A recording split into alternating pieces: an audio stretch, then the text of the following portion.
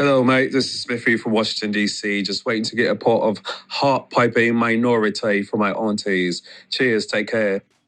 Politics. The more you know. Ask your aunties. Hurt people hurt people. And Getting Raw with Eddie. So get your cups ready for Minority Report.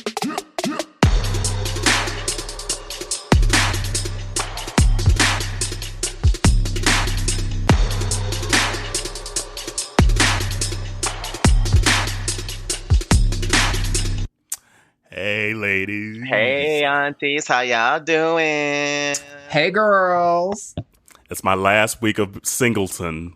Is that a word? Singleton? Singleton.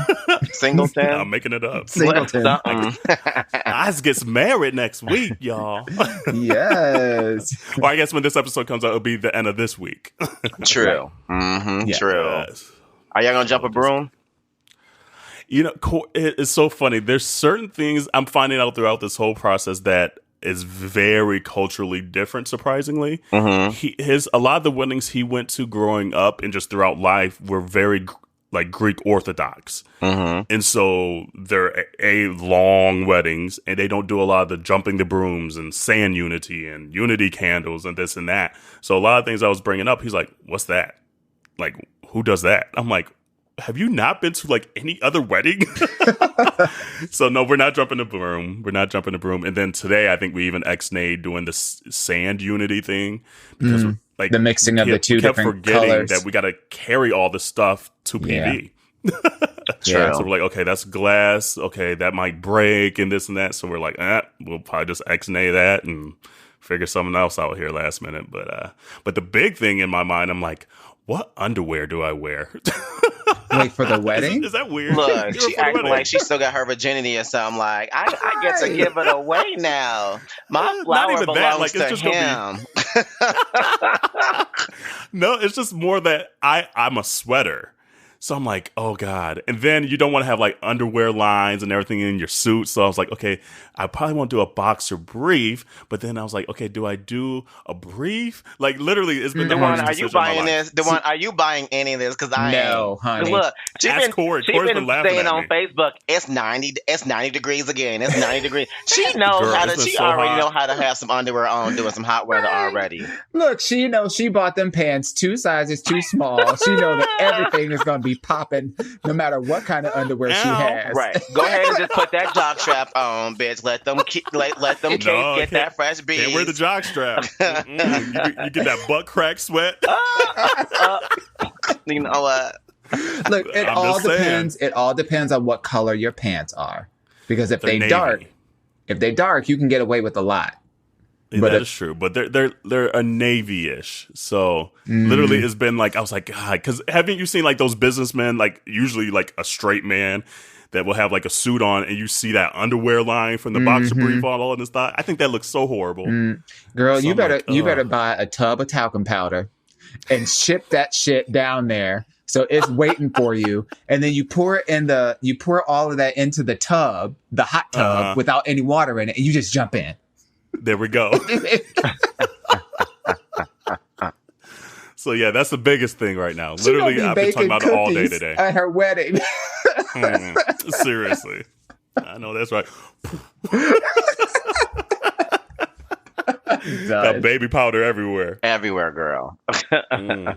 It's So, yeah, so wild that's what's because going on in my like neck this of the has been woods. going on for so long, like the planning of the wedding and with the venue changes and whatnot, and it's finally here. Finally here. So crazy. I know. So what we might do when we get back from it, we might have to finally bring Corey on so we could discuss the wedding for maybe a segment or something. She'll love A, that. he gets it out his system, and then B, we could catch the community up on like all the details. Because Dawon will be there. Jerrell unfortunately couldn't make it, but it'll be good time. I wouldn't miss it for the world. You told me when you said that you were getting married, and I was like, "Where's it gonna be? I'm coming." So it'll be good stuff. But it sounds like you got a couple more trips coming up soon. Coming to the wedding, and then where are you going after that? I mean, so I just got back from, and now mind you, I'm blessed. Don't take my, my hums and my ha's. My first world problems. Right. But like, just got back from a weekend road trip to Cleveland. So we met up with our friends, Mike and Gloria in Jersey, and then we all drove out there, and it's like a 6.5, 7 hour drive from New York. This is after you came back from Montana. Yes, I came back from Montana, literally came back from Montana, came home at 9 o'clock at night. Oh, no, it's like 7 o'clock at night. And then I threw all my stuff out of my bag. I packed the new bag, and then we left from here to ride all the way out to Jersey, where they picked us up. And then we stayed the night at their house.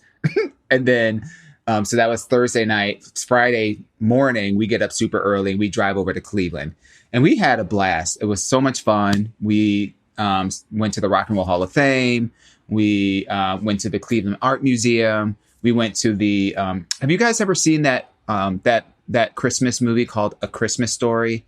It's where they're the guy. Like he's the like old movie. Yeah, it's like with the gay people. No, with the white people. Like yes, with the white family. Right? Yes, with the white family the white and boy the with Red glasses. Ryder gun. Yes. Yeah. Yes. Okay. You're gonna shoot your eye out. Ralphie and like his brother in a bunny suit and all that stuff. So that house is actually in Cleveland, and it's turned into a museum. So we got to tour that. But we just had a good old time. But yeah, that's the movie that they show all day on TBS all the time. All the time. Yeah. Mm-hmm. Yeah. So we did that and had some good eats. Oh my gosh, I was eating so good. But yeah, nothing this weekend. But then we'll come out to see you guys for the wedding. So we're coming out a couple of days early for that. And then I get back for a couple of days, and then Adam is his business is taking him to Seoul because they were a Korean beauty brand. And so for a work trip, and I was like, oh, you going to Seoul? I'm going to Seoul. I'm going to Seoul. So, I'm going to put the soul in Seoul. Yes. So my mom actually used to live in Seoul for about 6, 7 years. And she taught English as a second language there. So when all the kids were out of the house, she's like twiddling her thumbs, like, what do I do now? And so she went out to Seoul. She had a girlfriend that went out there and taught English as a second language. And my mom's a writer and et cetera, et cetera, et cetera. So she was out there and I got a chance to visit her. So this would be really exciting. That was like 10 years ago-ish. So I'll be excited to go back and, do a little bit of shopping. That's a long ass flight though. 14 hours. 14 hours. But it's 14 hours without any layovers. I did have the option of like a couple other layovers for a lot cheaper of a flight, like a lot cheaper, but it was like 14 hours or 28 hours. Oh, yeah. Ooh. Give me the 14. And she ain't doing time that. is money. Yeah. No. So she bought the billet. Bit the bullet. Yeah, bit the bullet. Y'all know Dawon to just be making shit up. It's my dyslexia. Like it's weird because I transpose like the first two letters of two words. Mm-hmm. And in my head, it sounds right. But then when it gets to my mouth, it's like a whole different story. That's why I can't say interracial. Interracial. I got you, girl. I'm just going to get like an interracial button. Every time you say, I can't say, I'm just going to hit that button. Nope. Or actually, I'm going to take that clip and put it in every time you try to say the word interrelational. Could not get it out. Been in so many of them relationships, but I can't say it to save my life. Oh, man. In Community, you can't see it. Jerrell done cut off all his hair like Britney 05. I sure did. I was stressing this last past week. It does look good. I mean, this is what I've like. I mean, that's what you had. This is what I've for like the last 6 years or 5 years. This is what I've been wearing. It was just basically a bald, no guard, just straight back, buzzed off. Bald head girl. Right. Not bald head girl. Bald head, scallywag, ain't got no hair in the back. I am not my hair. I am not my skin. But yeah, no, like it wasn't until like the spring that I started like growing my hair out and trying different haircuts and stuff like that. But it was like the one thing I can control over the last week. It was so bad to the point that I ended up getting sick because I was working so much and just stressed so much that I ended up basically having like a 48-hour like flu or a bug or some sort. And I slept 14 hours from Saturday to Sunday. Like my body was just like, sit down. Yes. And woke up and just feeling just fine. But I'm telling you, like, I couldn't eat anything for like 3 days. I couldn't keep nothing down. And like really? my throat hurt. I had the chills. My head hurt. You had the flu, girl. Girl, I could have. But I mean, like, literally once I actually sat down and I slept, I woke up just fine. Okay. So stress. I don't know. She over there running down the street with umbrellas, hitting cars. Girl, look. Ooh, child.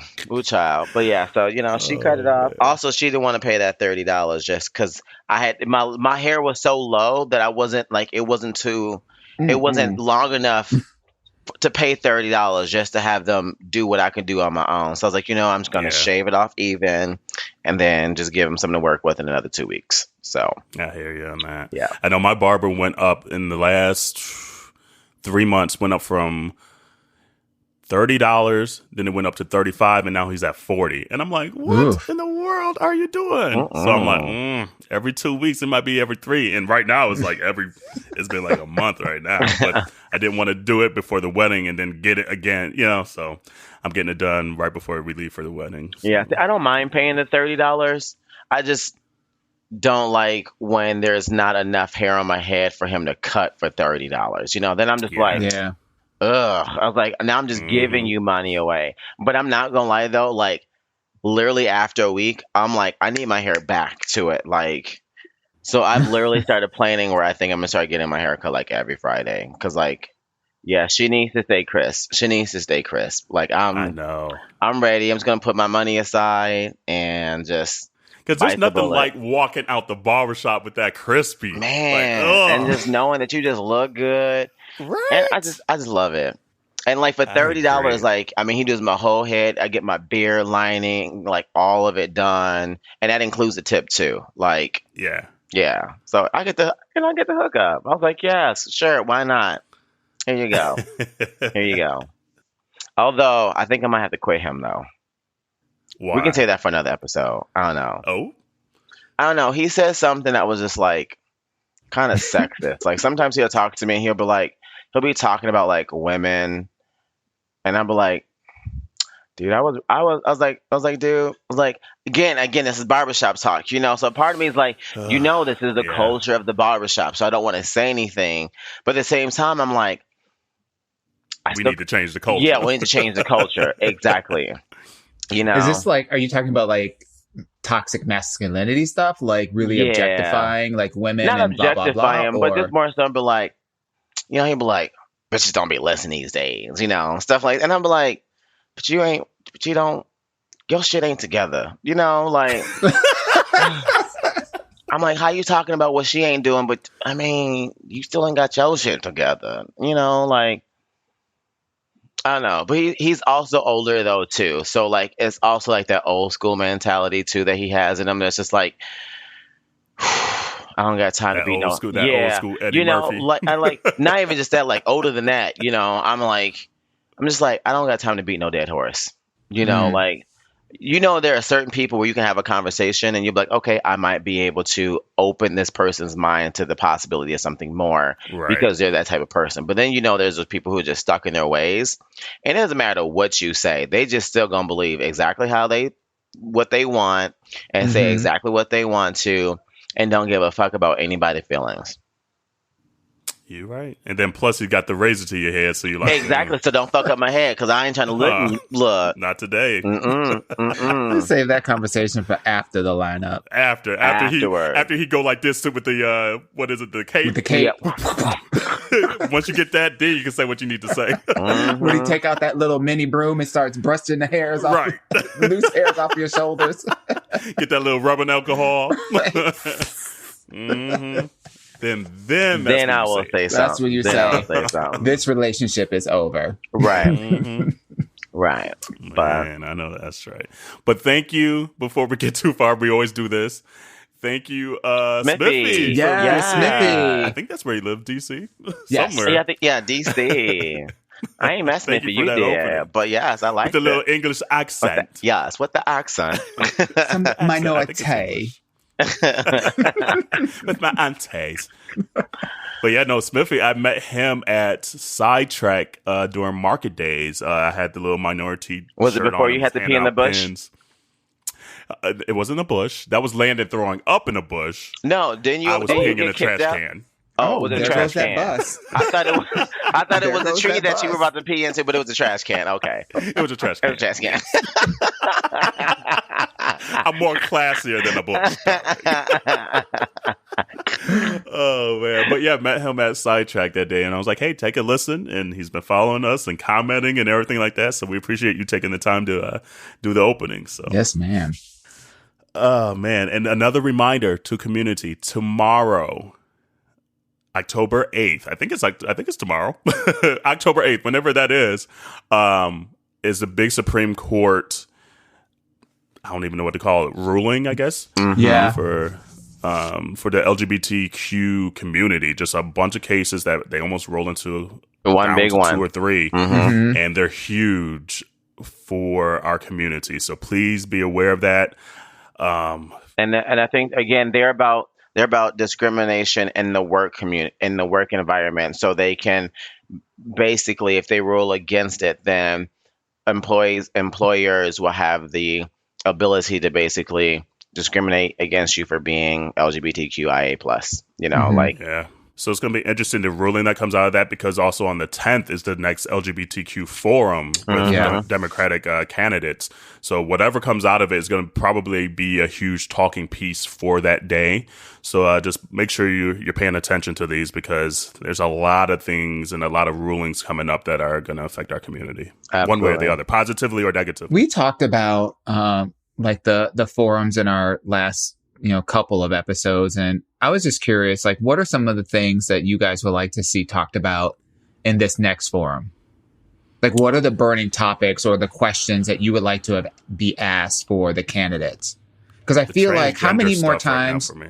Yeah, I feel like how many more times can we hear, like your economic policy, your foreign policy, your healthcare plan, and how it differs from this person and that person? But I'd be really curious to hear what you guys think, like what questions you would like to have asked or topics you'd like to be brought up. personally, I would like to see more about like immigration reform.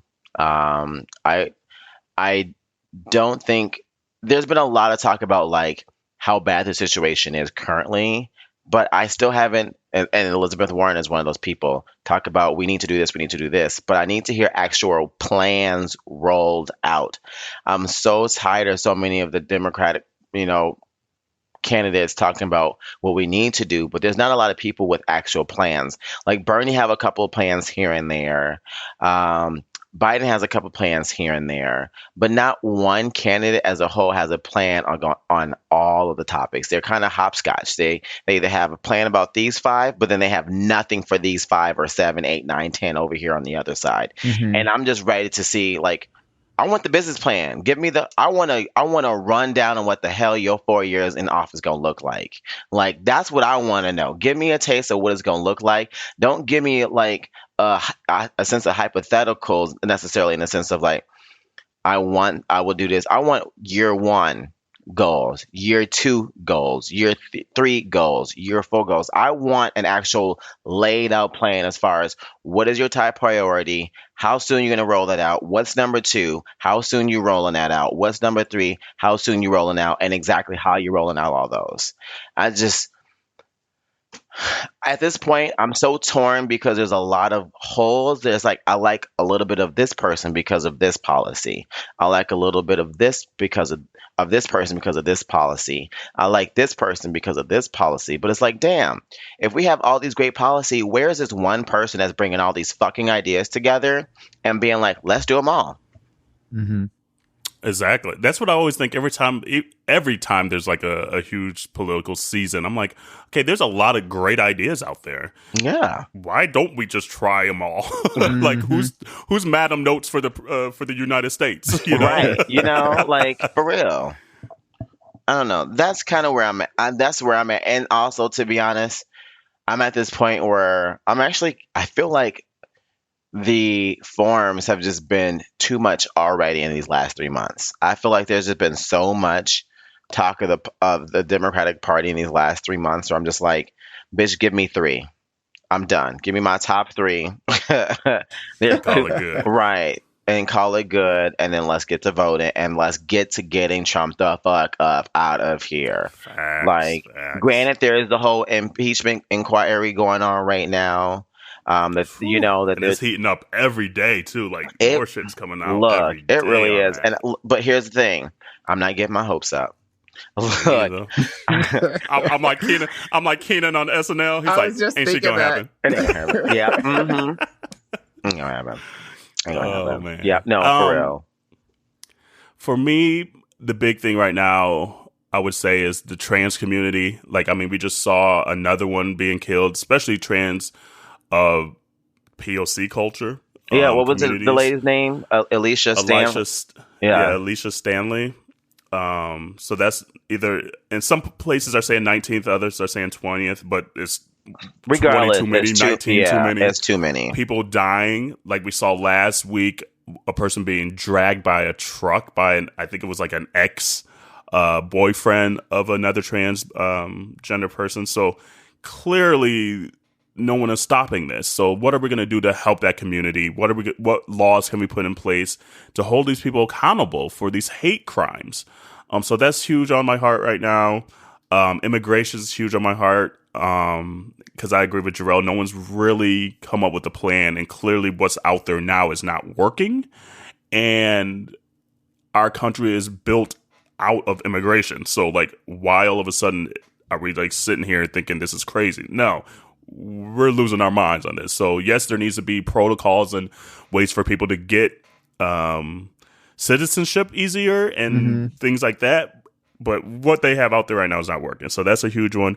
And then even just like voter suppression and gerrymandering and things like that. That's another one where I feel like we have the technology to figure this out, where we don't need a Republican writing these gerrymandering laws and lines, and we don't need a Democrat doing it. Why can't you just have literally something built by Apple, Google, whoever, Amazon, all the big tech companies saying, here's an easy way to literally put these lines, and this is how they will be going forward, and we'll relook at them every 5 years, 10 years, whatever it may be.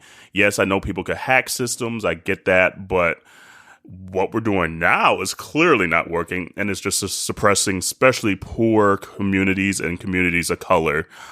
So I would say those are probably my big 3. And also I would say the 4th one would probably be going back to a different tax law, because clearly once they did, the one they just implemented for this year helps big business and helps the top 1%. We knew it going into it, and literally the data now shows that it's only helped those people, and it has not helped anyone below that 1%. So. And you've got like teachers that are making less than like $30,000-$40,000 a year, and they're having to pay $3,000 and $4,000 in taxes. Like, that's a crime and a shame. And on top of the amount of money they have to spend on their classrooms out of pocket too, that they are also not getting reimbursed for, which they used to get under the previous tax code.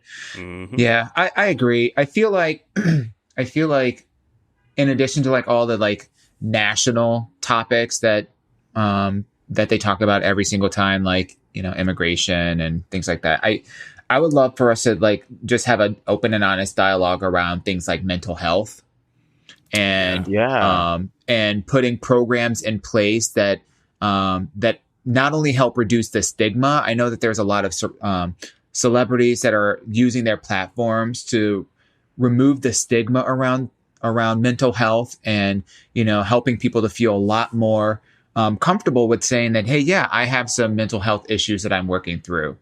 So I'd love to be able to see that. Like, I think Taraji P. Henson has like a nonprofit that really platforms for that. I'd also like to see reproductive rights. Women's reproductive rights have been under attack for such a long time. And, we just need to have an open and honest conversation around where do people stand on this divisive issue, because we have far too many men, regardless of their color, men making decisions on behalf of women, what they can do with their bodies. And that's just not right. I agree with that statement. I'd also like to see a little bit of just more visibility and mindfulness around legislation specifically for what's covered under these health plans. Like everybody talks about like, oh, you have coverage, but like I keep thinking about things like, what about maybe not for like your transition surgery, but what about like the hormones that you have to take? Like I don't know enough about medications, but I know that a lot of plans are restrictive to what's covered and what's not covered. And it's wild. And I would suspect, again, I don't know for sure. And community, if you know for sure, I know we got a lot of people in the medical field, if you can shine some light on this, but like, I would imagine that it's probably not only expensive for, folks who are in the process of transitioning, to get the medication that they need. But I would venture to say that it's also probably not covered to the degree that it should be. So I just love a little bit more education about that. I know a little bit just because I've just been unemployed and looked into a lot of it. And the healthcare system is effed up.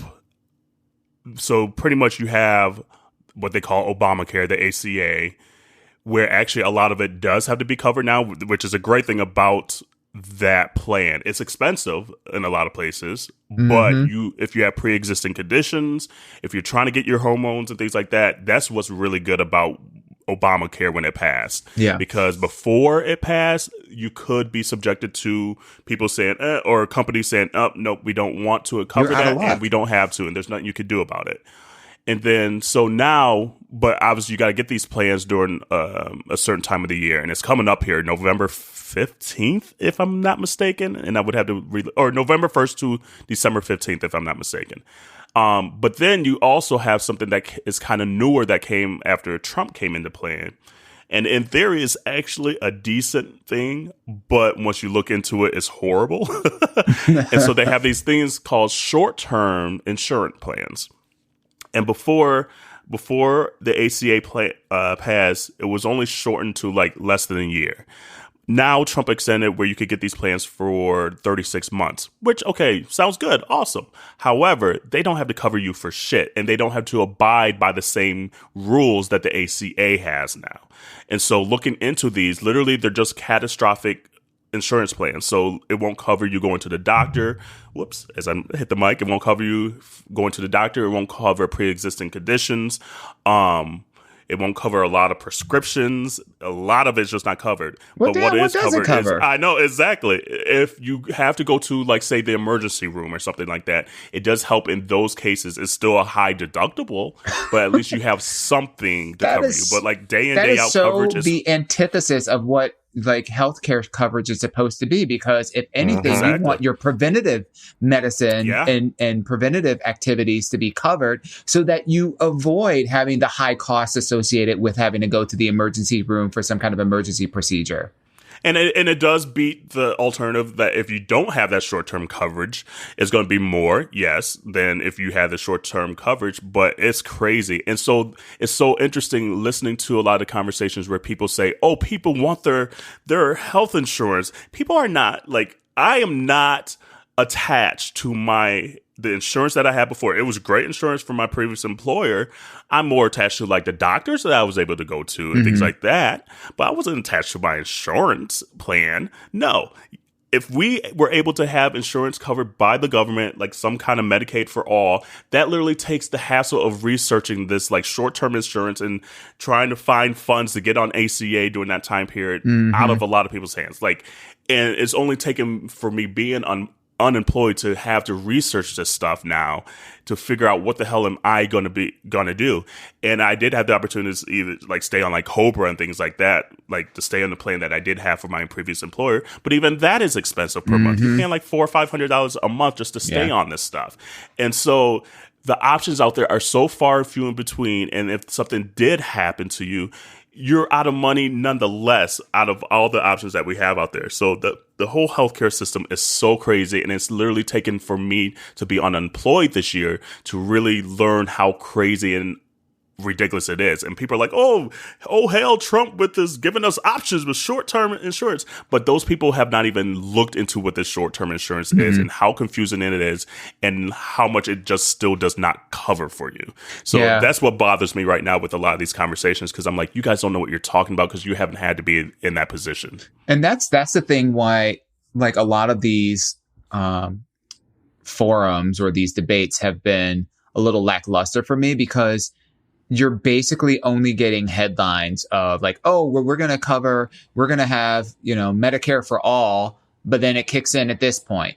Or we're going to have universal coverage for everybody, and you're going to have it regardless of whatever other insurance you've got. Like, that's the headline, but then what does it cover? Because if you're not also tackling, the inequality of prescription drugs and how prescription drugs are being charged to, the American people, even through your own, through your own insurance, as well as ensuring that you're covering pre-existing conditions and like these other really big things that are of major concern, like having insurance, just like you just said, if you can have this kind of like X plan, but if it doesn't do any good for you, then what's the point in having it?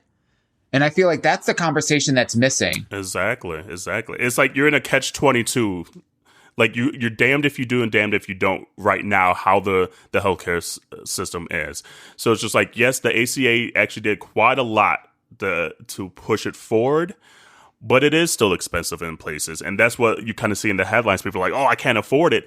However, this short-term insurance that you kept on saying, oh, I want short-term insurance, is not covering you for shit. So like, stop harping, and maybe this Medicaid option isn't that bad of an option. Yes, we need to see the plans laid out a little better and see what it does cover, doesn't cover. If it's still on the rules of the ACA where you have to be covered for pre-existing coverage, I'm for it.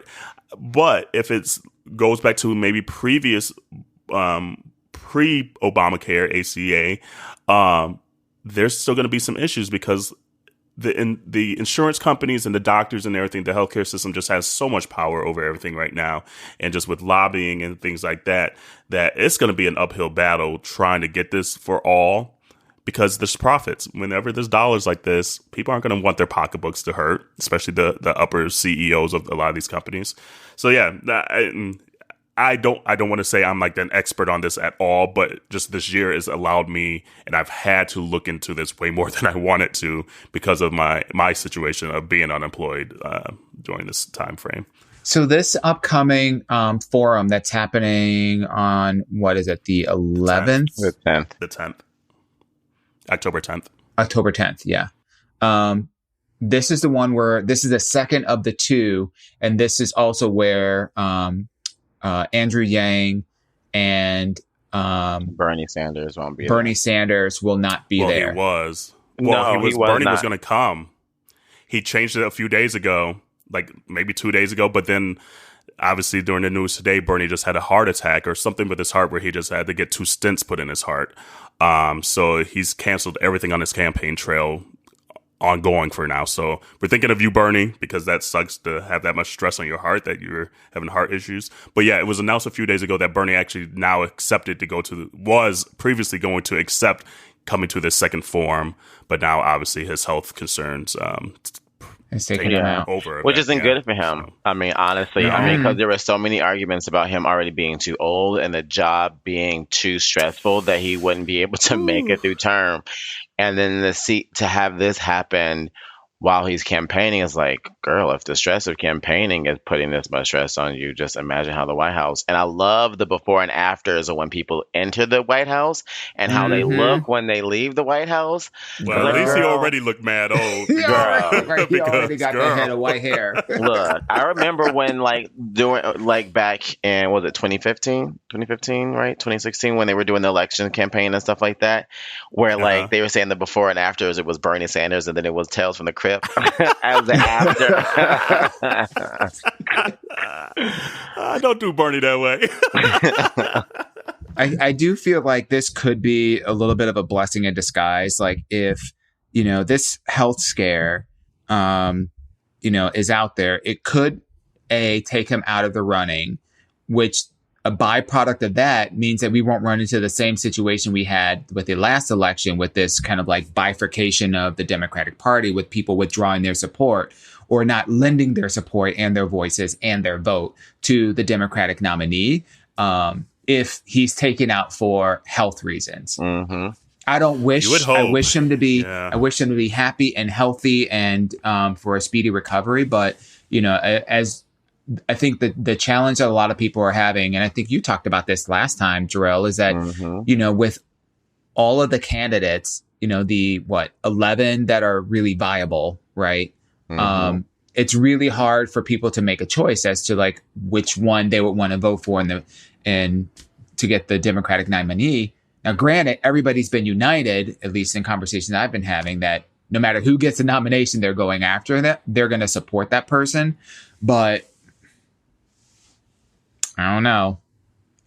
We'll see. I'm just hoping that if it's not like, if it's like one of those tie situations, I just don't want to come down to the wire and be like, oh, here's another, Hillary Clinton, Bernie Sanders situation because people think that he should have got the nomination. I'm saying it now. I'm fighting everybody to act like that. I'm fighting everybody. Look, I'm gassed. We're gonna unleash Jerrell. Didn't you get blocked already this week? Look, yeah, I did get blocked already this week, and I will keep blocking me and keep avoiding me too if you don't want to catch these hands. That's all I got to say. Because at the end of the day, I don't give a fuck. The plan is to get Trump out of the house. Period. Amen. Period. Facts. Boo. Period. I don't. We ain't gonna hold Jerrell back either. We're gonna be like, get him. Get him. I'm already saving my bail money. Don't worry. Look. If you would like to contribute to the Minority Report bail fund, okay. look, I'm waiting for an excuse to get back out to Seattle. So if I need to come out there and bail you out, boo, I'll be out there for you. we got you, boo. Don't make us pull up. I ain't playing. I was listening to a political conversation, and I forget with whom, because she getting a little old and forgetful in her old age. But okay, Bernie. Right. Look, I ain't trying to look. My heart is healthy, so yes, that mind may be a little bit watery. We got you, girl. But I was listening to the podcast earlier this week, and had one of the political pundits on there, and he was asked a question about voter turnout in the 2020 election. And without going into all the details, he was actually really encouraged by the amount of just civil unrest and civil frustration that people are feeling, specifically in the Democratic Party. The question that he was asked was really about the Democratic Party, and does that still represent, is it still fighting for us as people of color? And when I mean people of color, I mean all peoples of color, not just, Black people of color. And it led into this conversation about voter turnout, and what he was saying, and I tend to believe it more than I don't, is that there are so many people that are just frustrated by what they're seeing going on in the world. Like, we talked about, the issues with, trans women being murdered. We have, just all kinds of gay bullying, all the crookery that's going on in the White House right now with the impeachment. There's a lot of stuff. And people are just feeling right now that they're going to show up. They're going to show up for the polls because they want, this time, no matter what's going on, they want to make sure that their voice is being heard. And that was such an encouraging message for me to hear, because I was feeling that. But, also you hear a lot of people like talking about just apathy, of like, oh, well, if voter suppression is happening and, we have countries like Russia that are interfering with our elections, then do our votes even really count? Like, what's the point? And it's like, okay, so the alternative is to just give up your vote. Like, even if you believe that the election process may be compromised, you still, like, the alternative is to just give over the presidency.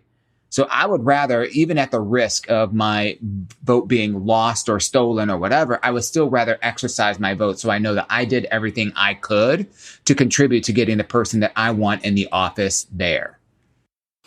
I hear you, girl. Get out and vote. That's why I keep saying every episode, vote.org, vote.gov. Get registered. Make sure you're registered. Get your auntie registered. Get your uncle registered. Get your baby daddy that live 2 blocks down the road registered. Get everybody registered. It's easy to register.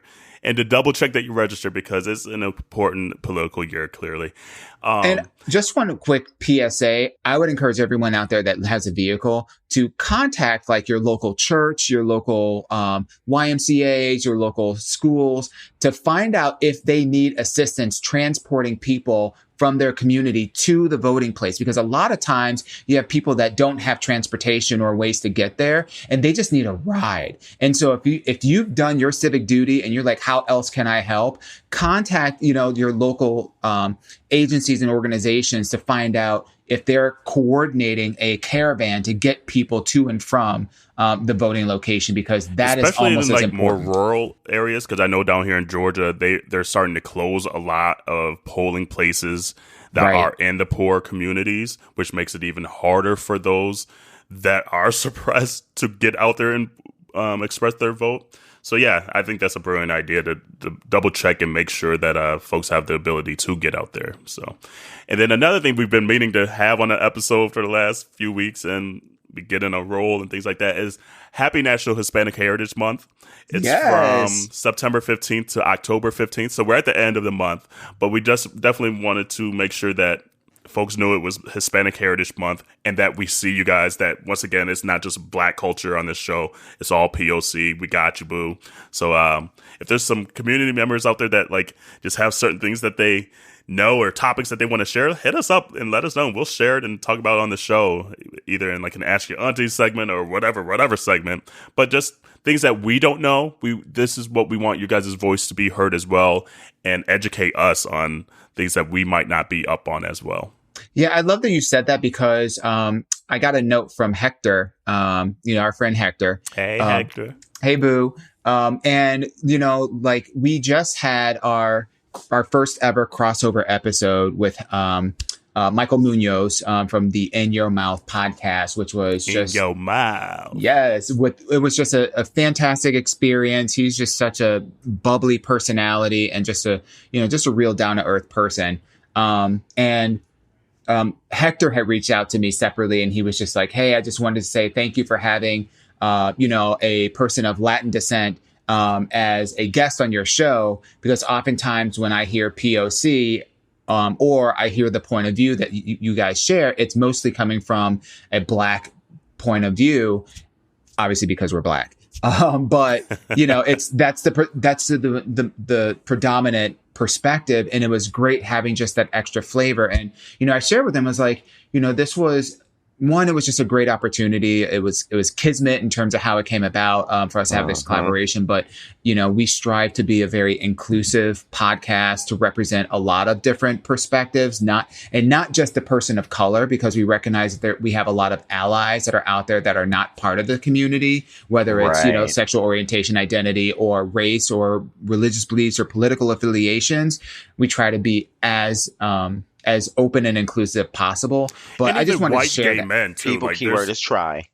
Right. Because we're at the beginning stages. Yeah. Still. Yes. Yeah, I just wanted to share that because I think it's important. And thank you, Hector, for just sharing your feedback with us, because this is exactly what we want. We want to make sure that you guys feel heard just as much as we want to be heard, and we're using our platform. So.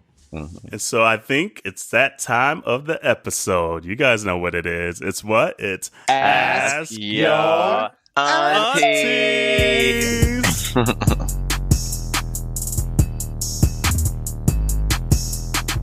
So, community, do you like the new segment music? We're adding a little segment music here now. Get you a little hype in between these episodes. So, okay, who's going to read the Ask Your Aunties? Who's got it this week? I don't think I have it up on my screen. I have it. Okay. Here you go. Okay. So this is an anonymous Ask Your Aunties. What I will share is that this is from a heterosexual cisgendered woman. Okay.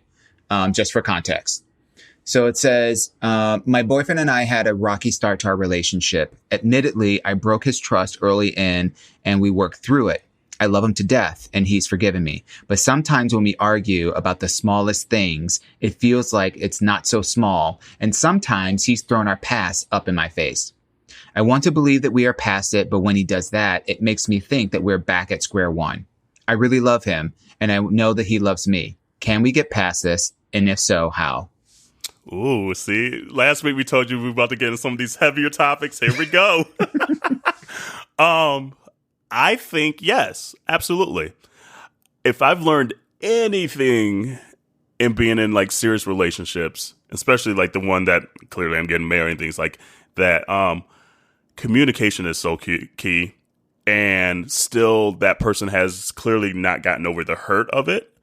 So if he's not comfortable explaining why he hasn't gotten over that and doesn't feel like there's still growth in this relationship, I would suggest therapy if you think it's worthwhile to bring it up, because he needs to work through that. And I don't know what the context is of like how you broke the trust and all that stuff, but clearly it's still in his back of his mind, you know, like, and so whenever things get heated, it's easy for him to throw that in the face because he knows it's going to hurt you back because he's still hurt.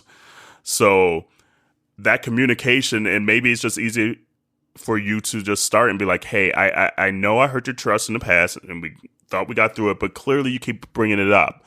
Why? And leave it at that and let him talk, and don't interrupt, even if it gets emotional, even if it gets heated, because he's got to get this out and let you know clearly he's still working on things. And then you got to determine, okay, you got it out. Where can we go? What can I do to aid your healing? And do you still feel that this relationship is worthwhile for us to continue to go forward, honestly? Because if he continues to throw it in your face, that's not fair to you now, honestly. If he's saying that, oh, we're over it, we got through it, and then he continues to throw it in your face, it's starting to not be fair for you, even though you did break the trust. But if he said, oh, we're good and we moved on, then why are you still throwing it up? Why are you still throwing it in my face then? That's no longer fair. And I've been there, done that. So, like, I'm speaking on experience. I could get petty right with them. Miss Petty LaBelle is in my ether. And it all stems because you feel like you haven't been heard and you haven't worked through that hurt. Especially when, if in cases it looks like that significant other might be having that same energy of the broken trust and things like that. So communication is key. You got to get it out, even as hard these conversations get.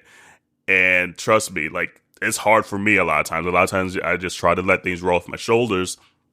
And then you get in a heated argument and you start throwing stuff back and you're like, hold on. Why am I doing that? Like, oh, wow, I haven't really dealt with that. And then you got to deal with yourself and all that good stuff. So yeah, communication, bring it up and let him talk. And if he's not comfortable with you, seek out a therapist. I'm all for therapy. Been there, done that too. So what do you think, Jerrell?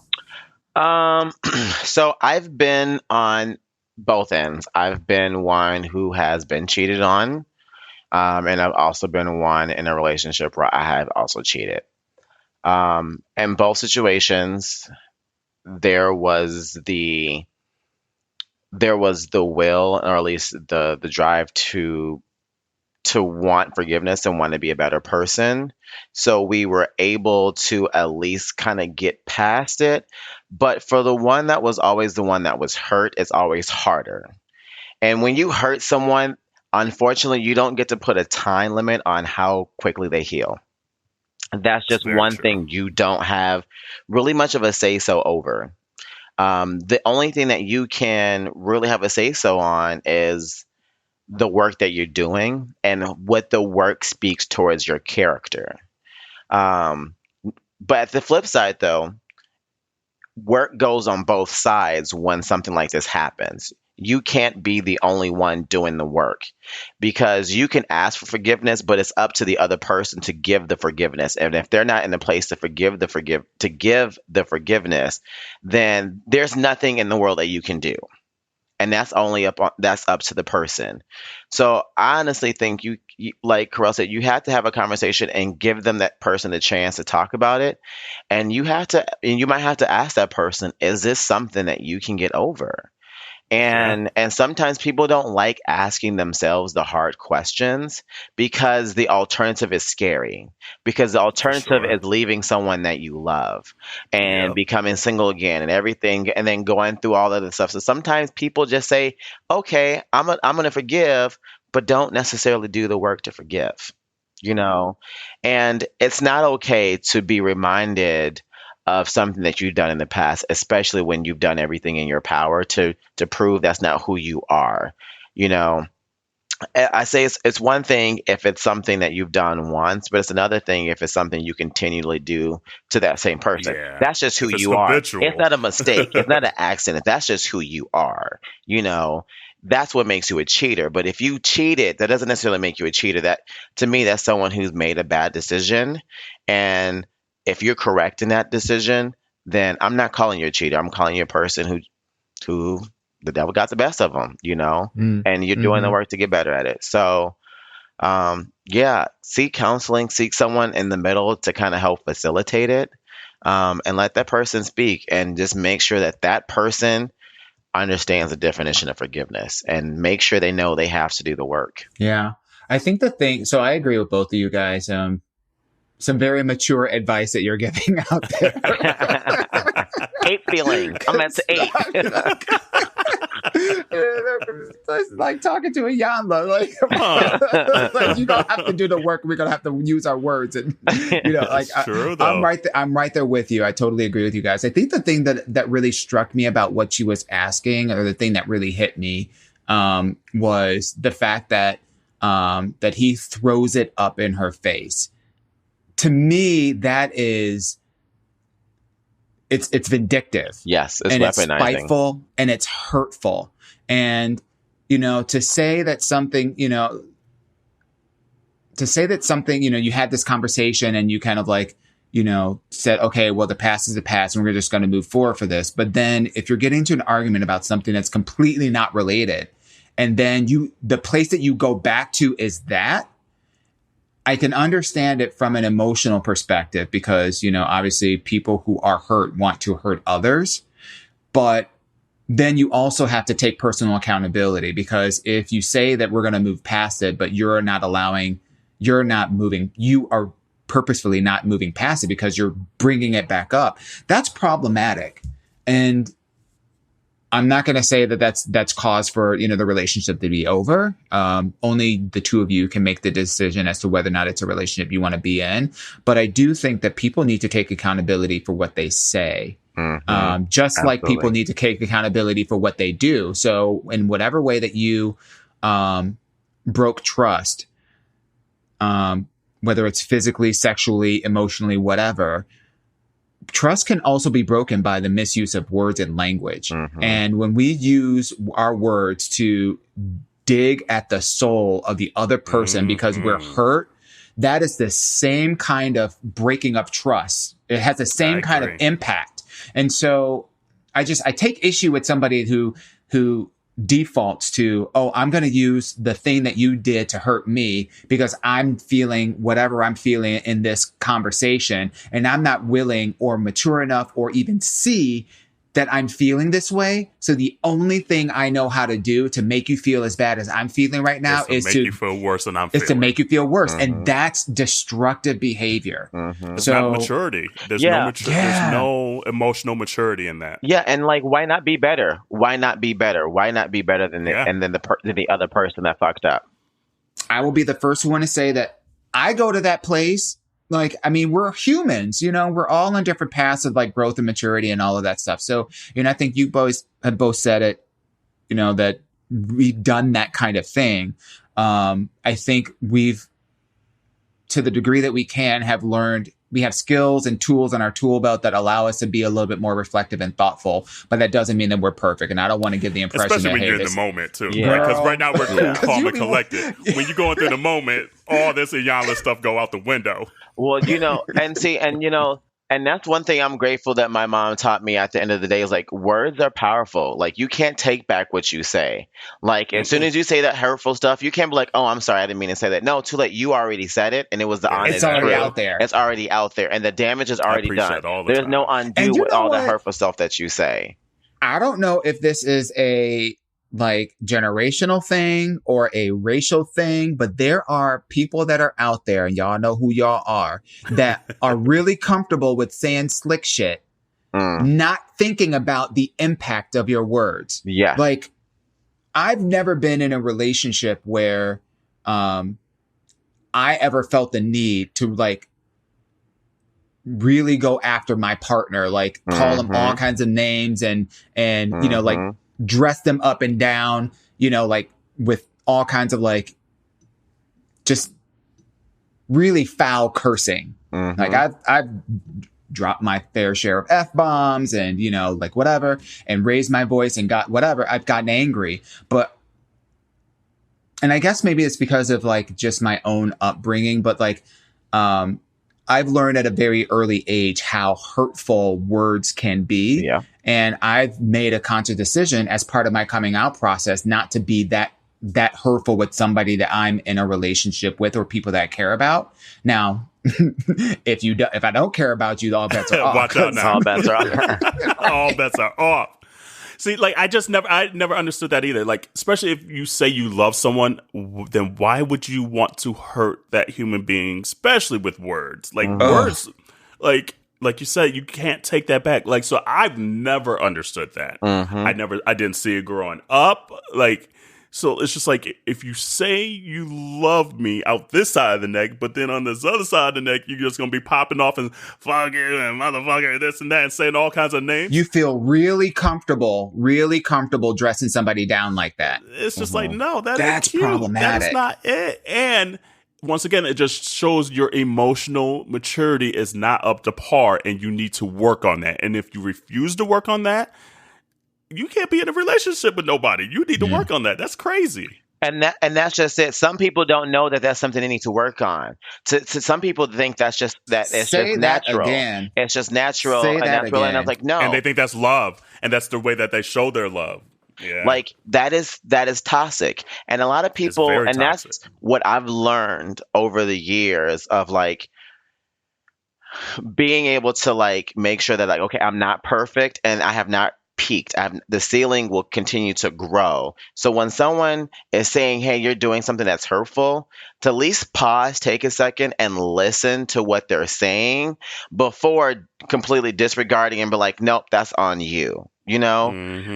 And one thing my mom always taught me too, when going back to the situation, 2 wrongs don't make it right. If someone does you wrong, going and doing wrong don't make you any better than the person that already fucked up. The only way to do better or be better than a person is by not scooping down to that person's level.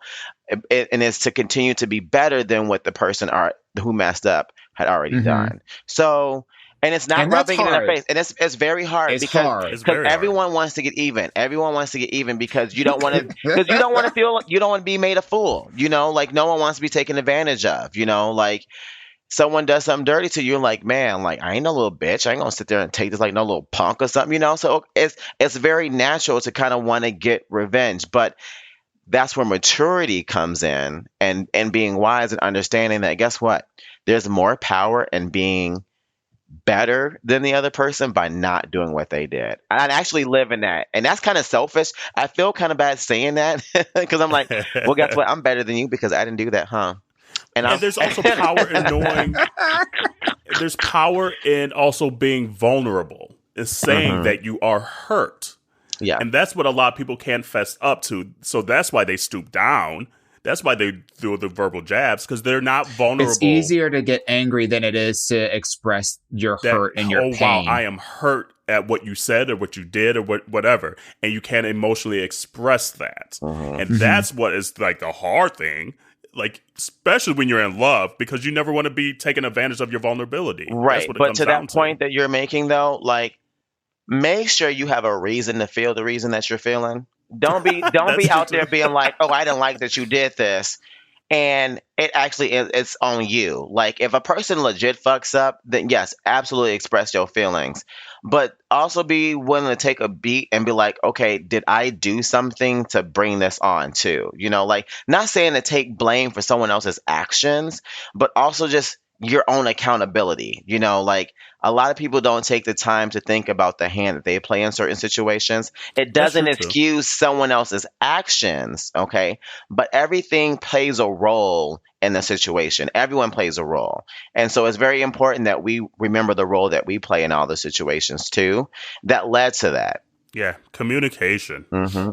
I feel like the tough work, and I'll just speak from my own personal experience, the tough work that I've experienced has been particularly in identifying the why I'm feeling the way that I'm feeling. Because oftentimes if I'm, you know, let's say Adam and I have like a spat or whatever, 9 times out of 10, it's really not even about that thing. Like, oh, I could just be, you know, like walking through the hallway and there's socks on the floor and I'm like, it throws me into like a tizzy or whatever. But it's not really that. That's just the tip of the iceberg. And it's a hard lesson for me to learn is in those moments when I recognize that, oh, you know, my ears are getting red and my heart's starting like, you know, like beat faster and I can feel like the frustration just starting to rise. Moment. Yes. And then it's just like, what I'm starting to learn is I've really got to figure out why it is I'm feeling this feeling and why this was the tipping point for that feeling. Because until I can articulate that, there's no point in me having a conversation at all or being mad at anyone.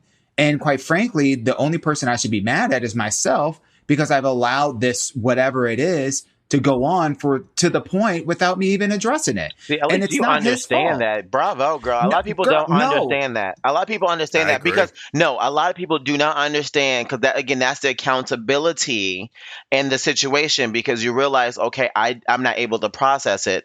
And so now I'm reacting to something maybe a little bit more because I can't process it, you know, like, and there's something more to it and you have to do the work to figure it out.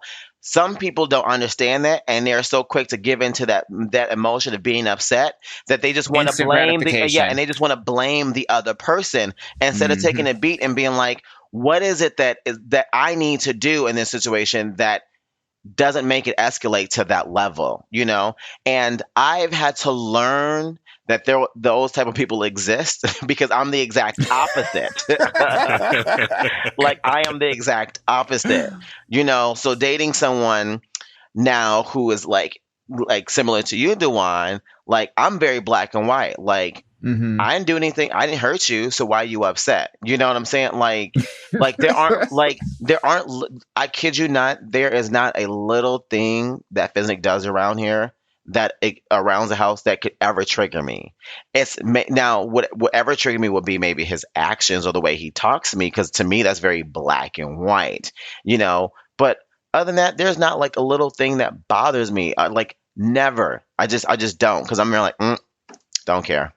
Just don't care. Y'all know me. I'm now up to 8 feels today. I got 8 different emotions now, you know, like, so I've learned how to grow over the last going on 3 years on understanding that there's more emotions to I don't care. Yes. I think one of the things that Adam has taught me in the context of our relationship, like I'm so lucky, really. And, you know, I tell him this all the time. Like I'm grateful for our relationship. I'm grateful for the life lessons that he's taught me and the things that I've learned about myself in the almost 5 years that we've been together have just been like, I don't know how I would have had the kind of growth that I've had if it wasn't for him. Because girl, we've tested each other in every way possible. Like, again, I'm not trying to paint this whole conversation with like, you know, we all got our shit together. Like I can speak from personal experience. It is a daily struggle. Day in and day out. Yes, and I know that I'm very, you know, when it comes to like work and like with a lot of my friends and a lot of my relationships, like I'm pretty level headed with a lot of things. I lean more into joy than I do into, you know, like other things. But I also know that the more comfortable that I am with another person, the easier I can get frustrated because it's almost like my expectations. My expectations of how I'm supposed to be treated or what this is supposed to be like is like on 150. And then when they do something that's like at a 99, Right. 99 out of I'm it. guilty of It that. just like, it sends me to like the moon, and I Yeah. literally have to coach myself back. Like Yeah, you same you here. see it in my face first with some looks, and then them gums get to flapping. You know, I have to say that I just don't, when I argue with people, I don't call people names, because again, going back to that earlier conversation, that's just something I just don't do unless I'm ready. Unless it's over. Like if it's over, and like, but I know that you can't take that stuff back. But I'll dress you up and down about the things that you did wrong. I just won't call you out your name. My love, my love. Sorry.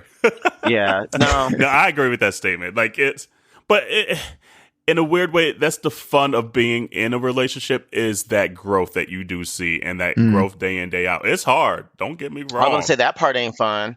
I like the aftermath. I like the aftermath. Shoot, girl, doing it.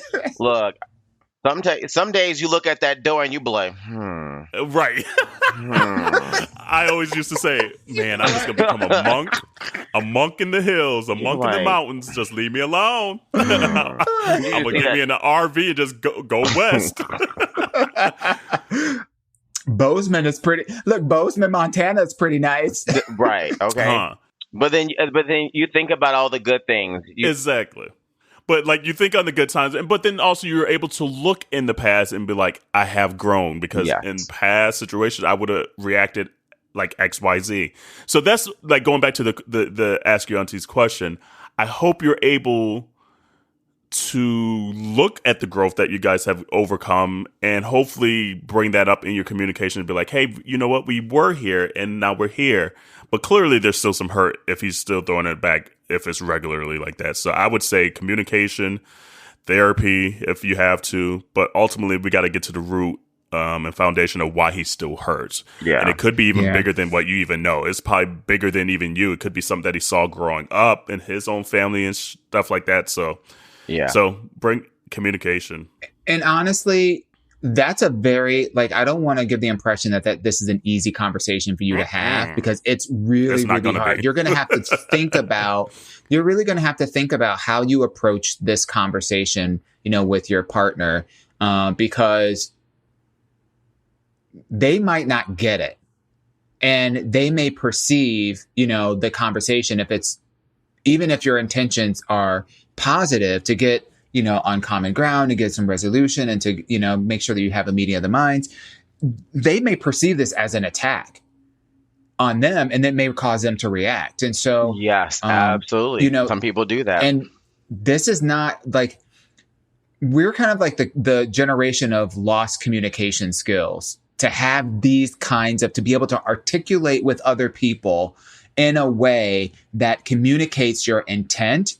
And we're so quick to feel judged, and so quick to lean into like our first impulse reaction, that it could be a challenging conversation. So we say this and we give this advice to say, you know, that don't take this lightly. Really take time to have, you know, thoughtfulness around how you approach the conversation. And if you find that you're struggling with how do you bring it up, you know, like, continue to reach out to your friends and family, or, you know, to the advice of my aunties over here, go to counseling, you know, find a counselor that can help you, at least maybe you by yourself, you know, have this dialogue with them, and maybe they can provide you with some tips on how to broach the conversation.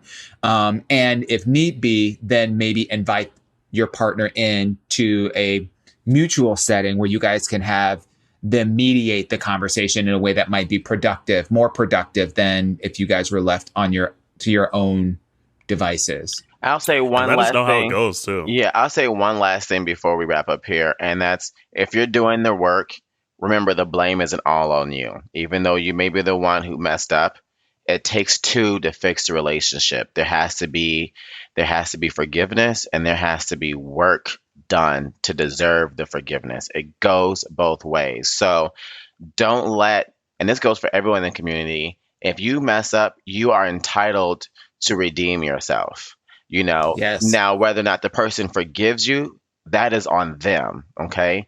But don't find your don't feel like you have to find yourself in that forgiveness. Find yourself in correcting the mistake. Because if you wait around for someone forgiveness, you give them power, and you may never ever get that forgiveness, and you may be feeling like you don't deserve, or you may not have changed, and you actually could have, but the other person just simply hadn't forgiven you yet, and that's on them, not on you. And just leave you with this. Sometimes it forces you to make a very difficult decision. Mm-hmm. You know, you might, for your own mental health and for your own safety and sanity, you may have to decide that the relationship, although you're doing all that you can, to move forward, that their unwillingness to meet you halfway and to show that they're willing to, not throw this up in your face. If they're not willing to do that, then you may have to make a decision for the sake of the relationship and then for the sake of you. Yeah. And I hate using like those absolutes. What I will say is try as best as possible not to regret the decisions that you make, because in every single decision that you make, you have the opportunity to learn something. So don't look at your decisions as, oh, am I making the right decision? If you've made a decision to move on, you've made a decision to stay, you've made a decision to work on the relationship, you've made a decision to have the conversation. Those are all good decisions. The question is, what are you learning from the output of those decisions? Thank you for sending that question in, though. Clearly, we had a lot to say on that one. We drug that one out, but no, it was a great conversation. So thank you again. Thank you. And continue to send your Ask Your Auntie questions in. Heavy ones, juicy ones, all in between. Let us know if you have a question, and we like discussing it. So, and speaking of growth, you guys see how Eddie Murphy right now is all back in the news. Obviously, he has a couple more movies coming out right now, but the topic at hand is his 1987 stand-up Raw, where back then he was talking about obviously like AIDS and the gay community and the homophobic kind of vibes around that. Mm-hmm. And how now he's saying that he cringes when he watches his old stand-up and about the joke specifically about AIDS, women, and homosexuality. And it's actually kind of brought up this whole new conversation. And some people are like, Eddie, you shouldn't have to apologize for that. And others are saying, yeah, I'm glad you apologized at this and that. So it's been interesting because especially when it comes to comedians, a lot of times now comedians feel like they can't really joke or discuss a lot of topics anymore due to fear of woke culture and Me Too culture and things like that. And I get both sides of the equation. However, it's interesting and awesome to hear him say, you know, I've grown since then, and I was ignorant then to how important this crisis was and is to the gay community. So what are you guys' thoughts on that? Like, are you for comedians being able to joke and say what they need to say, especially in times where they might not have all of the information? Or do you expect them years later, if they have grown, to come out with an apology tour? Look, I'm not... Y'all know how I feel after the Dave Chappelle. When he starts with the look, when he gets that long look. Look, y'all already know how I feel after the Dave Chappelle whole ordeal. So... Right?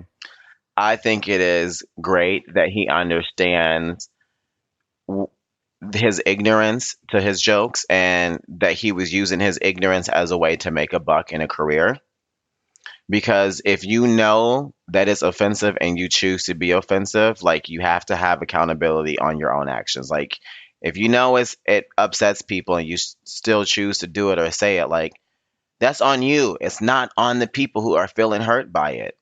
And so the fact that he's able to do this and come out, especially as a black man and black straight male comedian too, like, that's huge for our community. Because, you know, they say Eddie's like top, like it goes like Richard Pryor, Eddie, and I mean, I wouldn't personally, like I personally wouldn't say Eddie's all the way up there personally. My God! But a lot of people say Eddie's like the top comedian. I'm not disagreeing. I said I don't. Yeah, no, personally. I think I do think he's funny, but I don't think he is personally. But regardless, on any platform, whether you're at the top or the bottom, like, it's still the same thing. Like, I think it's verse. Or verse. I think it's good. I think it's good. And, yeah, I appreciate it. Kudos, dude. Thank you. I wish feel more like people would. I feel like one, I think it's commendable that he's getting in front of this, and he's controlling the narrative. I feel like his publicist is doing a bang up job, in terms of public relations 101. You get in front of a story, it allows you to control the narrative. So, and I think it only bodes positive for his image and for whatever additional work that's coming down the pike. Like he's got the Dolomite movie that's happening. He's got his Netflix show he's reportedly making $70 million with. He's got the Coming to America 2 that's coming out next year. So he's got a lot of things that are riding on the integrity of his public image that he needs to get in front of. So I feel like it's the right thing to do. I do feel a little bit conflicted though, because, and this goes a little bit back to the Dave Chappelle stuff, but I feel like with comedy, you're making fun of people, situations, and circumstances, that are taboo in a lot of sense. And, not everybody's going to think it's funny. And I think there's a very big difference between, saying something that's, not politically correct as part of a comedy routine, versus like inciting hate, like hate speech. And so the question of does he need to apologize? I don't know that I believe that he needs to apologize for saying those things. If and he does, was 21 at the time too. And he said, I think it's unfair to take words of a misinformed 21-year-old and apply them to an informed man, which I thought was a great statement, because there's things I've done and did in the past where I'm like, damn, I wouldn't do that today. But at 21, I didn't have as much knowledge. I didn't have as much emotional growth and maturity as I do today. And so that's where I always kind of go back and forth, like you're saying. I also feel like, again, it's a comedic routine. Like, it's the idea is to take a situation and find their humor in it. And it's like, if this goes back to the idea of, does he have to apologize, or is it good that he did? I think it's great that he did. Does he have to? I don't think that he has to, because then again, like, it's a slippery slope. Where do you draw the line?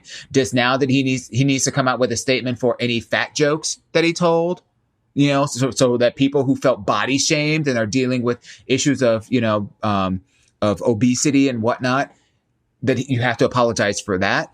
So it's not, for me, it's not just an LGBTQ plus issue. I feel like with comedians, we have to. It's too much gray. That's too much gray for me. I'm sorry. Comedians is too much gray. I am very black and white. I'm over here just cringing at the thought, I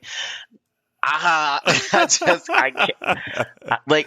And the thing is, I hear you, from a professional standpoint, from a person doing their job, what you say makes sense. But when your job also affects other person, it also has to be bigger than just you. So I just can't look at it at a small picture like that. I'm just forced to look at the bigger picture, because his job is in the public. His job affects people. It's not something that's just on him, that is just to himself. You know what I'm saying? So for me, it has to be more black and white, because otherwise you get this gray, and it's just it just goes in a circle. It just goes in a circle. You get nowhere. That's because you can't handle the gray, girl. You get nowhere. Really comfortable. No, because right now, because when you talk about the gray in a situation like this, nothing gets resolved. There's no accountability for harm being done, but there's also no acceptance or no care for a person being hurt. There's none. You have, in order to meet somewhere, to meet one of the two, there has to be a black and white. There has to be either I did something wrong that hurt someone, or this person needs to get out of their feelings. You know what I'm saying? The black and white is the question of whether they have to apologize, or whether it's good that they chose to do so. I would never say to a person, even my own partner, that you have to do this. Because at the end of the day, if they choose not to do it, and that's something that's a line for me, then that means that I have to make a decision. about whether I support them or whether I don't, whether I want to be with them, whether I but don't. That's apologizing. We're not talking about necessarily. I'm not talking about apologizing. I'm talking about the act that caused the actual hurt. That's completely different. Like doing something that hurts someone is what I'm referring to, not the point of actual apologizing. Like at some point, I have to, going back to what we talked about forgiveness, at some point, I can also just be like, let it go. But at the same time, if I'm letting it go, I also have to put my foot down and be like, you also can't keep disrespecting me. You know what I'm saying? Like that's so. Where do you draw the line for a comedian? Where do you draw the line for a comedian? You probably just don't like comedians, do you? Because what do they talk about?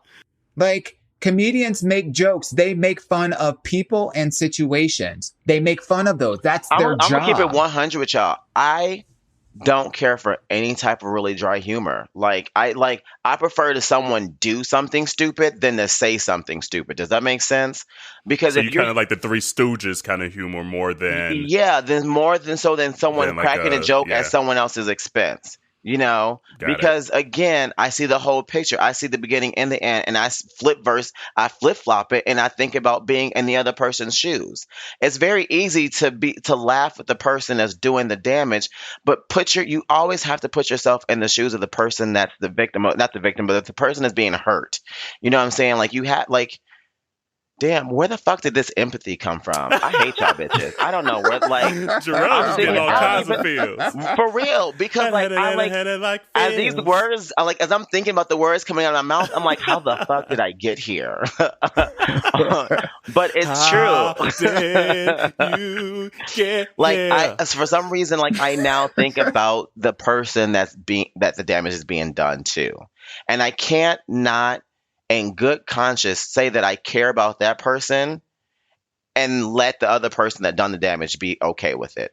I just can't. So what about let me give you a situation that's very clear. So what about a situation that's like a roast, and you have a comedian that is on, that's on the stage, and there's a bunch of other comedians, and they're roasting that person. That's the job of a roast. That's a job of a roast. Because they know they go in that Let me get my situation out.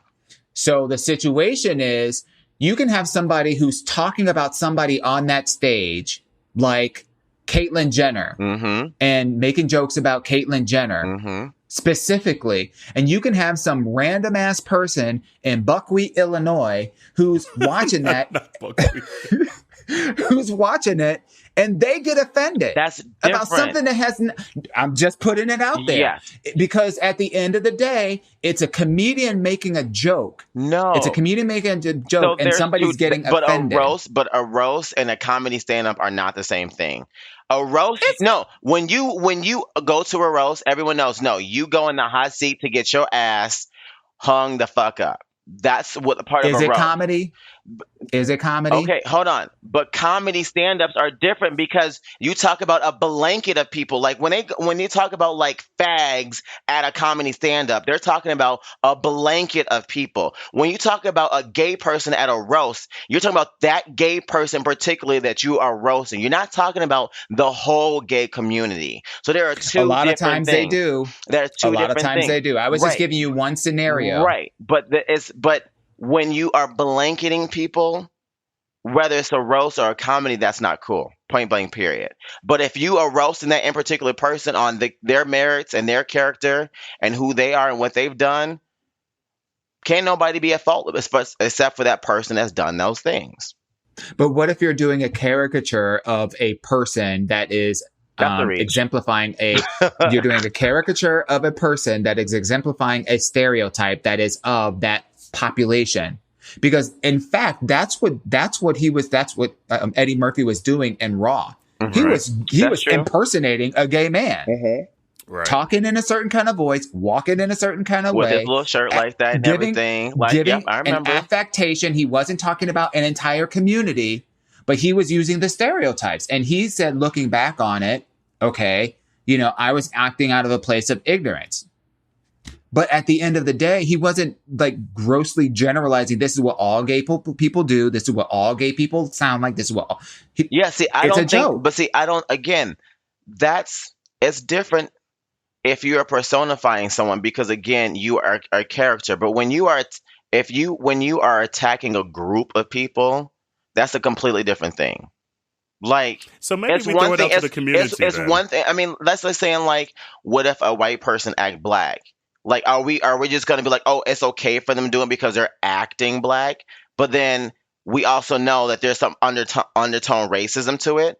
Like, we can't pick and choose when it's okay for people to do that. Rodney Downey Jr. did it good. And let me tell you, Tropic Thunder. And nobody said anything. Yes, the hell they did. People just weren't listening. Yeah, if y'all should see Jerrell's face. People didn't care. I actually saw that photo the other day, and I got mad all over again. I realized, I was like, oh, that's the number one movie I hate right there, just because of that. Like, hashtag never let it go. Never let it go. So yeah, I think you're right, Kerel. Let's kick this one out to the community and find out what their thoughts are. Did Eddie Murphy have to apologize? No, I don't. Is that the question? I don't think he has to apologize. I thought it was great that he apologized, because to me it shows growth, and it shows that he understood that he was doing something that was hurtful to other people. Here's what we'll do, community. Once you hear this segment, we'll put either on that Monday or that Tuesday, we'll put something out there on an Instagram story. Yeah. Because we want to hear your full reply to this. So it might not just be as simple as Eddie Murphy, did he have to apologize? But once you hear this, DM us, whatever, your thoughts on this conversation, because it'll be interesting just to see, are you guys just as black and white as Jerrell, or is there some gray like usually myself and Dawon? And I'm just glad this episode I wasn't popping off. I sat back and listened to this episode. I was eating my Sour Patch Kids and everything. Look, all I was doing was asking a question. I was given a scenario and asking a question. But you know what? Before we hopped on this episode, there is one rebuttal that Jerrell has to give me, because we were talking about albums we were listening to lately, and Dawon was like, y'all listen to that Young M.A. album? And we were like, no, we ain't checking for her. However, I said I was listening to DaBaby album, and Jerrell was like, what'd you say? I said I'm going to retract my statement that I made during the episodes when we talked about, was it the BET Awards? It was a BET Award. Yeah, because BET that's where Awards. It was like DaBaby, Little Baby. Yeah. And we're like, all the damn babies. And I was like, I ain't peeping none of them. I wasn't here for it. I just. And y'all were like, Suge, what? What's Suge? What song is Suge? I don't know what that is. But Suge is not Suge. I mean, Suge is okay. Like, I know Suge. Suge is nothing. But Babysitter is a song that has been like. I ain't gonna lie, that song was on repeat as I walked to practice at volleyball. I even walked in the gym and I was just like, hey, DaBaby's dope. Hey. But here's the thing. He's catchy. He's very catchy, but I get 3 songs of DaBaby because so many of them sound like of his songs. Oh, they do. A lot of them sound a lot alike. That is a true statement. And so I get about 3 songs. I'm like, okay, I'm done. Because now it's just like the same 15 songs over and over and over and over. So I'm done. But because he just dropped a new album last week. So check out his new album that came out on Friday. There's some good songs on there. Say it again. The Kirk one? Yeah, the Kirk one. So the album's based about his dad died right when he started popping off. Like, so I think pretty much the same week that his last album dropped, his dad died. So this album's kind of talking about his relationship with his father, which is awesome because you don't hear that a lot with rappers talking about their love for their father. So it's a dope. So the intro of the album's awesome, but then he even has like a song on there with like Nicki Minaj called iPhone. He has a song with Chance the Rapper. That's probably my favorite song in the album. Oh yeah, Gospel. Yeah, Gospel's good. Yeah. Mm-hmm. So he just got some dope stuff. Raw Shit with Migos is dope. A lot of his songs do sound the same. The vibe and the beat sounds very similar. But DaBaby be rapping to me. I like, out of all the new rappers, all these young rappers, DaBaby's dope. You know what? It's that. I ain't gonna lie. It's that good Friday night pre-game trap music to get yourself ready to go on out. Like, Dawon, when we were there and we had the wigs on, like, this is that music that we would have been listening to, like, being like, hey, bundles, hey, like, yeah, like, he's in my playlist for going out now. So see, DaBaby, like, come on now. Yeah. But no, we still ain't checking for Young M.A. like that, though. No. I know you sent it in a text message, so you're like, y'all listen to this Young M.A.? I'm like, you listen to the Young M.A.? I'm not gonna lie. I even said the same album. thing. It was I was like, cute. the She was what? rapping. Right. Exactly. Auntie Chardonnay? Right. Y'all look, community. Auntie Chardonnay a little ratchet underneath. She be That is acting true. all composed, and she be like, the elements of grace on every episode. But she be texting us, and we be like, okay, Right. girl. She be having moments. She sure do. I'm like, okay. It's like, okay, now. Mm-hmm. And then one last thing before we get off. Beyonce's dad has come out with breast cancer, which is a huge thing because you don't hear a lot of men having breast cancer, and it is a rare thing. But it just made me think, okay, we got to take care of ourselves and make sure we're doing our checkups and go and get our physicals and things like that. A lot of times, especially in POC cultures, we might not either have the funds or we're just not that due diligence in poor communities a lot of times. And growing up, honestly, you just don't hear a lot of mental health and physical health and taking care of ourselves. So if anything, go to the doctor. Go to the doctor. I love Get that you checked called up. I love that you called Matthew Knowles Beyonce's father. Oh, just like Jay-Z's Beyonce's husband. exactly. Right. And thing is, I didn't think anything of it. I was like, wait, what'd I say? Not at all. Look, that last You one gotta was get for, her in every single episode. look. It's I true. said that last one for the community because every time I reference Jay-Z as Beyonce's husband, he'd be like, "Don't do Jay-Z like that." I'd be like, "Well, that's Beyonce's I mean, husband." What you mean? Blue Ivy's daddy? Which Yeah, one do you want? Pick one. Look, Will about to text me right now. Bet y'all. But I do want to say, be outraged about 10 years. Everyone needs to be outraged about these the 10 years that was given to the Texas cop from Dallas my that shot Lord. the man Oh, for my entering the God. wrong. She got fucking 10 goddamn years, which we all know she'll probably only serve fucking 5 for Somebody gonna as a shank good her. sentence. Look, she watching The Sopranos. Look, bitch, over here. Her little hateful I know ass she is over here. watching Look. Sopranos. But the one thing that came out of it, because I was upset about it. Like the second it came out, I posted it on my Facebook and things like that. But then I watched his brother Brant. It's gonna make me tear up. Wow, the pose and forgiveness that he showed already in his heart over the whole thing, because it shows you that's what everyone's trying to get to, is that kind of forgiveness.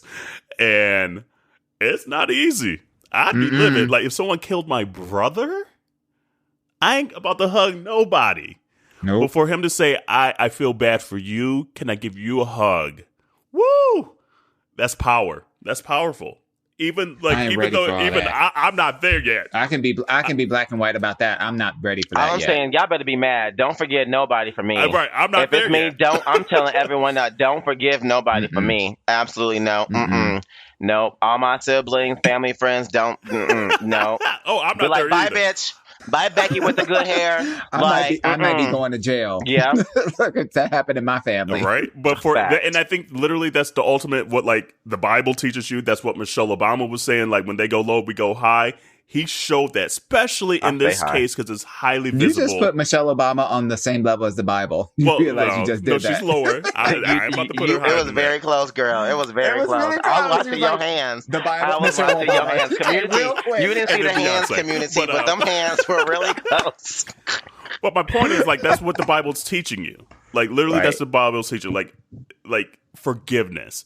And I forget what I was going to Them go the from big there. lessons, But girl. I'm I still know what I was working going on to the say. But little on that ones. level, this case was so visible across the country, and they're already looking at black communities a certain way. For him to show forgiveness to her as a black male in that situation is huge to me. Like, it put us in such a positive light, saying, oh, we are not these creatures that they keep on saying, all these racist texts that she was sending and things like that. And he showed her even in that moment that, whoa, I need to check myself. So yes, I'm still outraged about 10 years because there's people in jail for way lesser crimes, weed crimes, non-criminal charges, and they're still Kwame Kwame, the Detroit mayor, got 28 years for fraud, which, yes, you should be in jail for that. But, I mean, there's, like, crimes that, at least in the eye of the penal beholder, code needs some work. seem to be a little lesser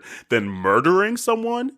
that are in jail way longer. Even the girl that the lady that put her address as something else. Oh yeah, for her daughter to go to school. She got 5 years. She got 5 years. She got 5 years for that. Yeah. So I don't know. It's wild. I think Kerel, I think you make a good point that it's really cool and it's admirable for him to show that type of forgiveness. But at the same time, like, it's also okay to still be outraged because this is the first time out of so many fucking cases where we have been wrongfully murdered and not a goddamn thing has happened. And the other thing I'm outraged that it took for it to be a white woman for them to do something.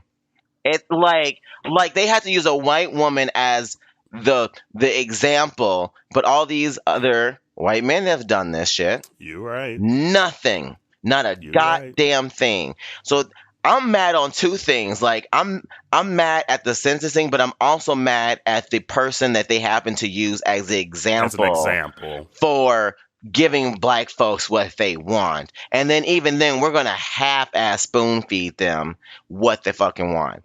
No, I'm not buying it. No, go sell that dead cow to some other bitch. I don't want it. No, I don't even know where that came from. But look, that's exactly how I feel. I don't even know what that saying means. I don't even know what it means either. But I don't want the dead cow no more. Go sell that dead cow to some other bitch. I want that on the t-shirt. That's fucking funny. I don't even know what that means, but funny. I say what I said. But he felt that shit. Yeah, right. we was chiming in with you. We're like, yeah, sell that cow. Oh man, community. Yes. I think that's it for this episode. Please subscribe and share with your family and friends, even if it's a dead cow. And we will see you next week. Bye, Love y'all.